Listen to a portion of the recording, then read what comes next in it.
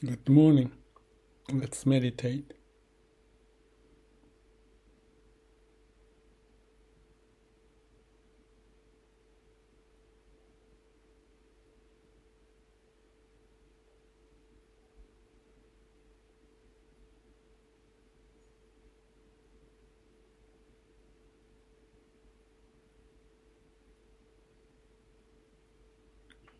There's a saying, direct translation is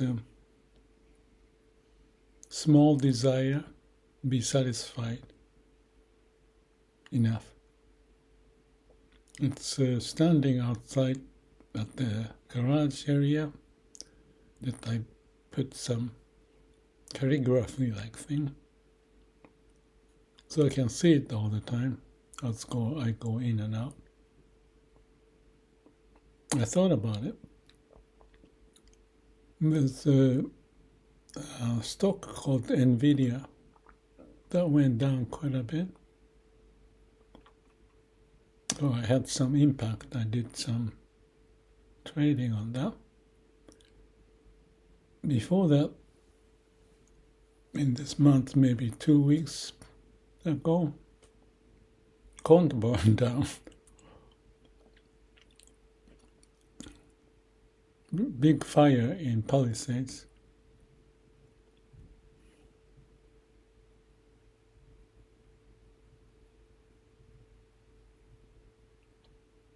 I have experienced those two events.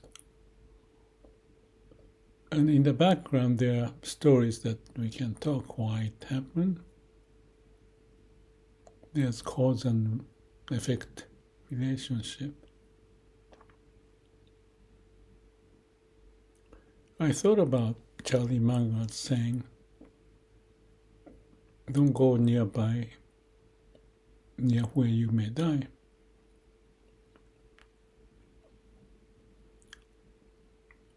And related to that, there's another story that I picked up.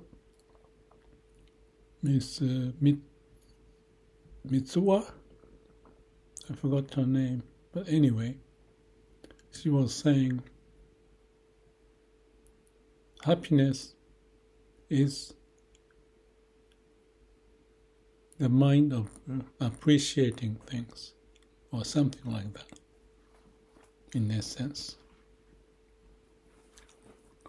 So that saying and the small desire and be satisfied and happiness relate to each other. And Charlie Munger's saying of don't go near where you may die is also related, because if you are attentive to what's happening, you prepare for that, or you don't go where you may die. Yes, preparation is also necessary, because beyond your imagination, things happen. So be prepared. How do you prepare? One is to know the meaning of being satisfied with small desire, and understand the meaning of, if you have the mind to appreciate, that is happiness.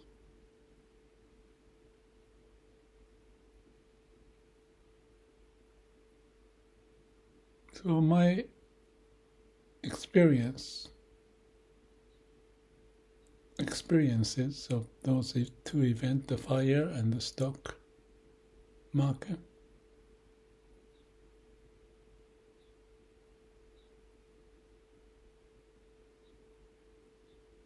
I did not prepare specifically for those. Well, except the stock, I knew something was going on. And the fire in Polyphase, I could sense something.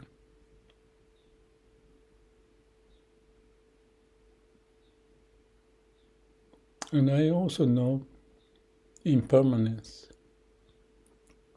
I said, I know. How much do I know?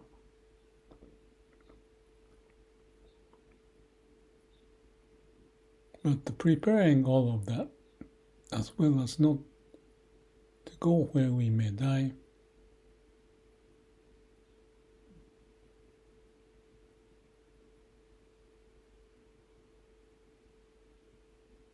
has something fundamental.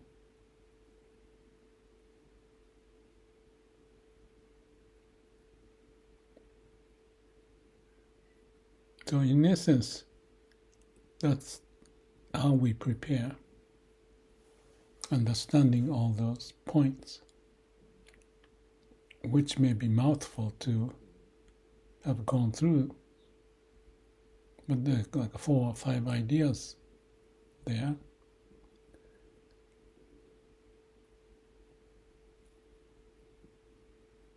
But for me, this meditation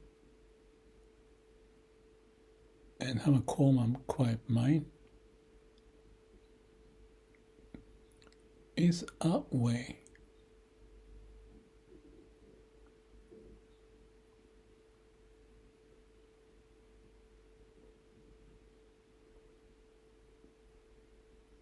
and I also feel that happiness is that we are appreciating being alive.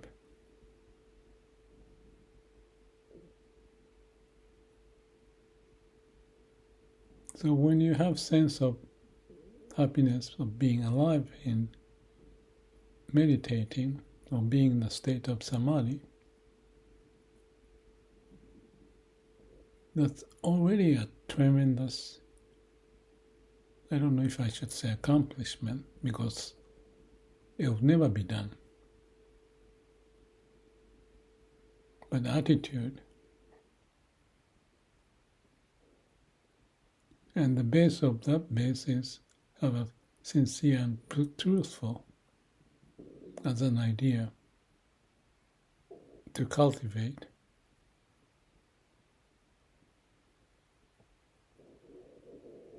The sense of appreciation, being alive, being satisfied with what we're doing, we are alive, and small desire and satisfaction in there.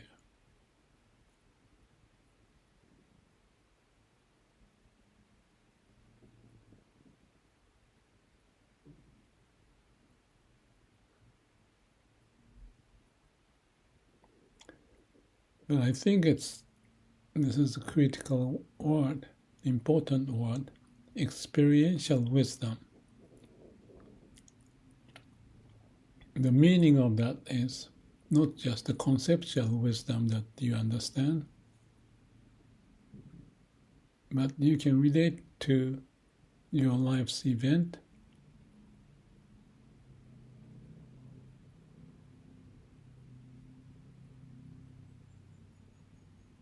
to have that wisdom ingrained, so to speak, in each of us.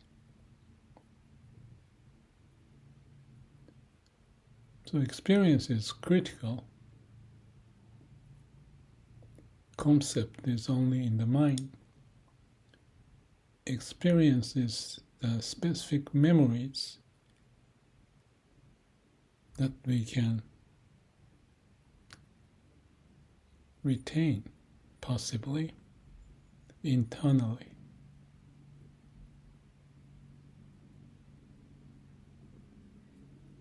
So when you have a calm and quiet mind, you have access to those important memories we have.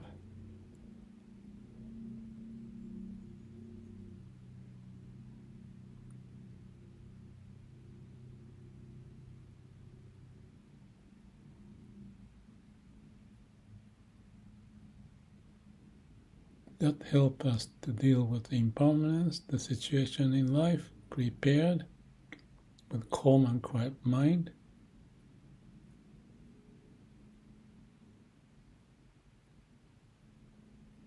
And whatever happens, appreciate life. That's the state of being happy.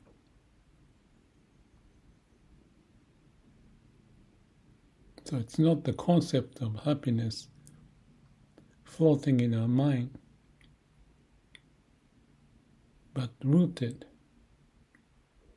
even to the core of our being.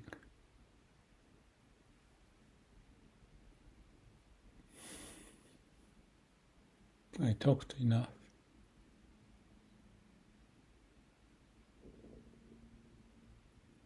It's not the talk, it's experience of it.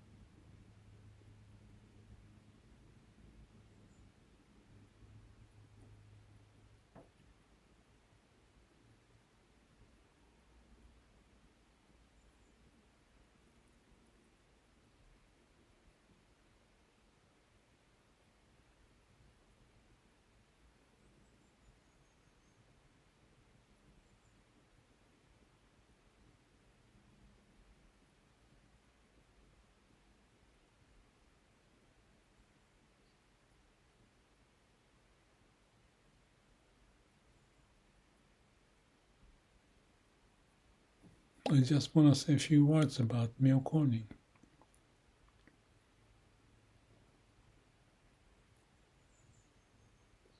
I studied various Myokonin, and for example, Saichi had a guilt feeling in early days. He was gambling, so he felt guilt, and that triggered him to go to sort of clean up, hoping, wishing. And that's how he got into Shin Buddhism and found that Amida Buddha would save if you say Namo Amida Butsu. So he went into it full-heartedly.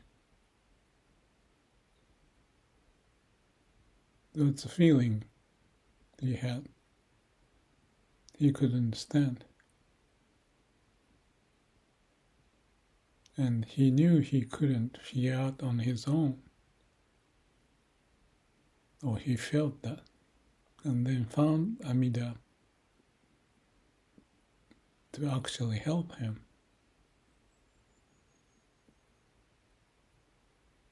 Because Amida's goal is to help everyone, even sinners. And he had nowhere to go, so he went there.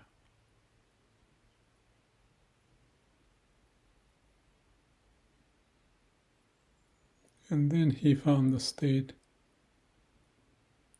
that he can go visit the Pure Land as if he meet Amida Buddha in nirvana. And he said in one of the poems, he can go there anytime. He goes there and he come back. He goes there and come back.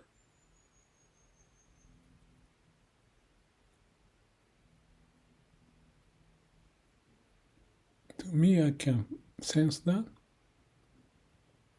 And my analogy of that is in meditation or in samadhi. You go into samadhi or deep samadhi and come back to the world and go there and come back. And it doesn't have to be meditating, just like Saichi said, Namo Amida Butsu. You can be in that state of samadhi anytime if you stop your mind, stop your doing, stop your mind, and let the ego be gone. In that moment,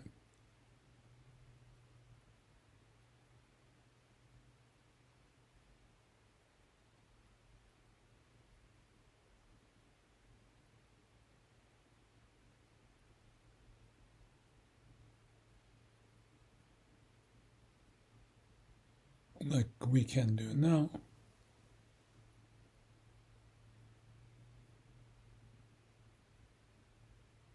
We can feel the air in and out, the lung expanding and getting small. Air breathe in and out through nostril.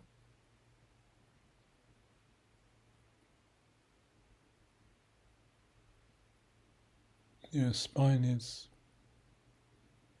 relaxed but straight.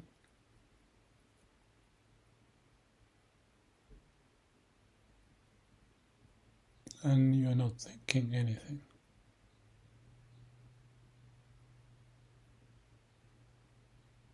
It may be a brief moment, or you can get deeper into it.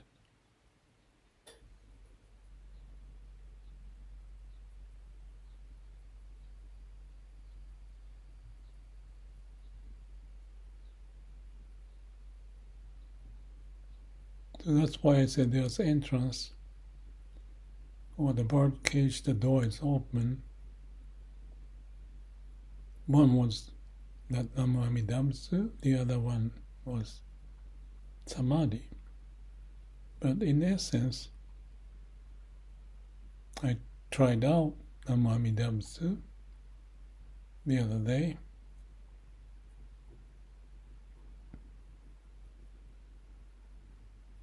I'm playful, perhaps.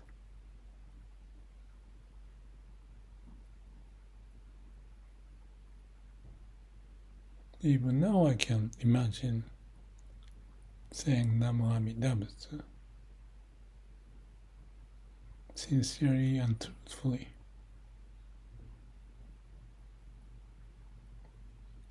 Or you find your mind empty.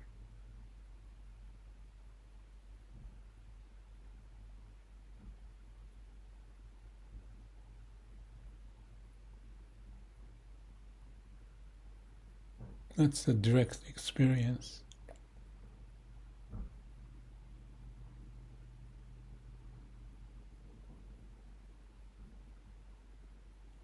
You may or you may not get it because it's natural. So to be natural can be often difficult because it's natural. It's nothing but natural in the state of samadhi.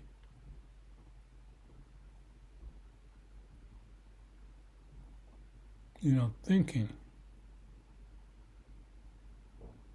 Or you are saying Namo Amidabutsu and yourself is gone for the bowl of Amida Buddha.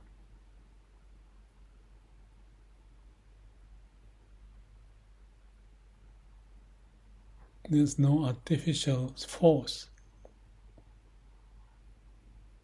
The energy, even the willpower, is inside us.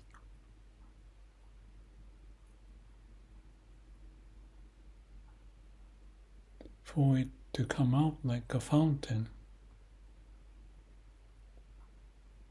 That's eternal fountain and eternal home. You may call that nirvana or bliss.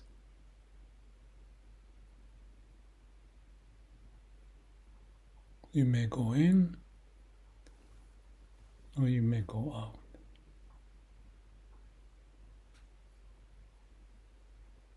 You may think about it or you may experience it. There's a huge difference.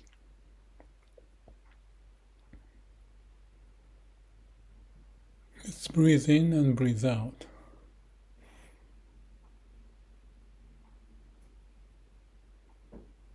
In and out.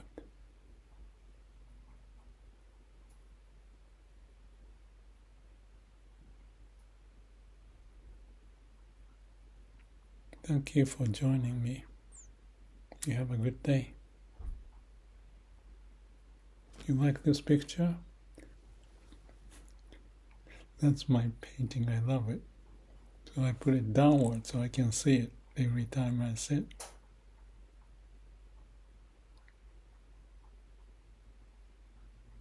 Hope to see you again.